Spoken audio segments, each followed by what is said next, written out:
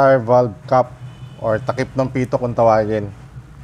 So ito na yung bago nating ilalagay na pa-ek-ek o kaya accessory sa ating YTX.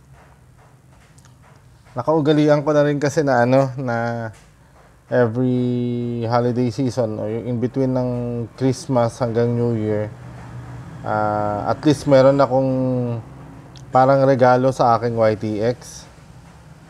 Pasasalamat ko sa motor ko na rin yun or pasasalamat ko dahil nga kasama ko siya for the whole year na hindi niya ako binigyan ng sakit ng ulo, and at the same time kasama ko sa hanap buhay.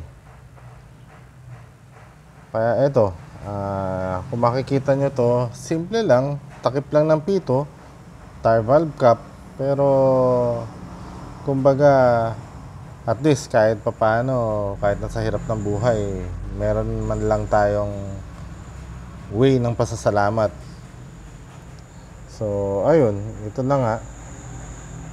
Kung makikita nyo, luminous siya. Ayan kumbaga raw or natural glow. Ito yung mga glow in the dark, hindi gagamit ng electronic, wala rin gagamitin kuryente o baterya. So ayun, simple lang. Kumbaga pailaw na lang din pag salubong sa bagong taon, ganon. And then ayun. So ito, natural way nga dahil nga luminous talaga siya. Kumbaga siya, hindi yung artificial na mga pailaw. So tara, samahan niyo ako, kabit natin. A few moments later. Ito na yung aking motor. Kung makikita nyo, ginawan ko siya ng parang kumot o kulambo. Pero raincoat lang to or kapote. Para maiwasan lang yung alikabok kasi dito kasi sa amin masyadong nasa highway kami. Kahit na sabihin mo sementado, sa dami ng dumadaan, umaalikabok pa rin. And then, ayan nga, katatapos pa ng ulan.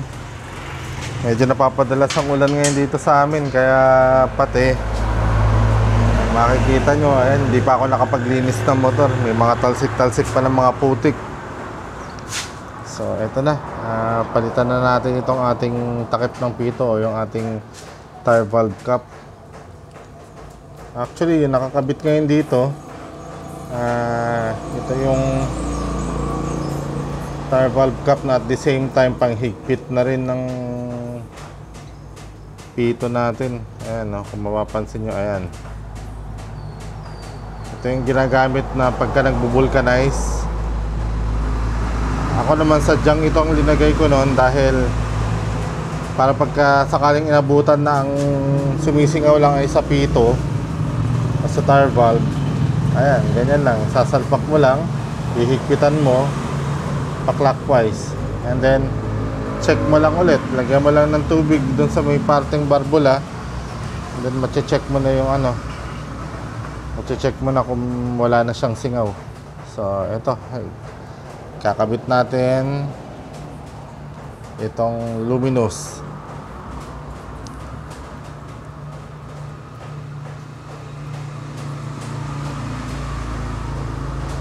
Ayan, salpak na. So ito na siya. Ayan. Then lipat tayo sa likod. Sa gulong din sa likod, syempre dapat pares yan.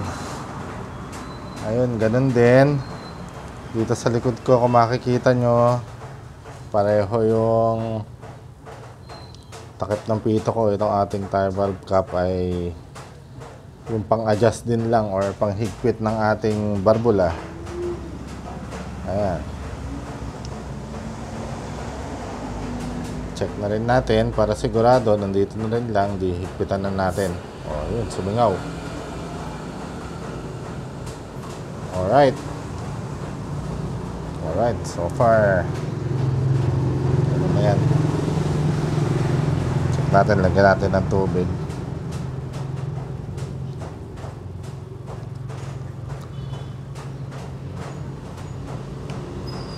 Okay, wala nang singaw.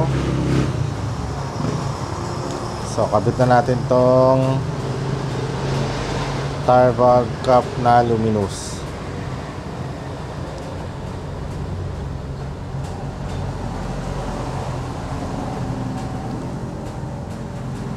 Ayun. Higpitan natin ng konti, pero wag naman masyadong mahigpit dahil baka mabasag dahil plastic lang yan eh. Pero kailangan din higpitan para hindi naman malaglag or hindi basta-basta malakaw. Ganun din kasi kung minsan sa pinagpaparadahan natin, pagka nakursunadahan yung takip ng pito, ninanakaw eh. Kaya dapat maganda rin yung pagkakakabit. So ayan na nga, naisalpak na natin. So yan, hoping na sa dilim makikita natin yung pag-glow niya. Dito kasi sa kinapaparadahan ko, kahit nasa gabi hindi masyadong ma-appreciate. Although sa naked eye makikita mo siya na nag-glow, pero kung kukunan natin sa camera hindi mo masyadong ma-appreciate dahil maliwanag dito eh. So ayan, for now, siguro ito na yung magiging year-end na vlog ko para sa aking YTX. And at the same time, wishing everyone a prosperous New Year. So, Happy New Year sa lahat at salamat sa panonood.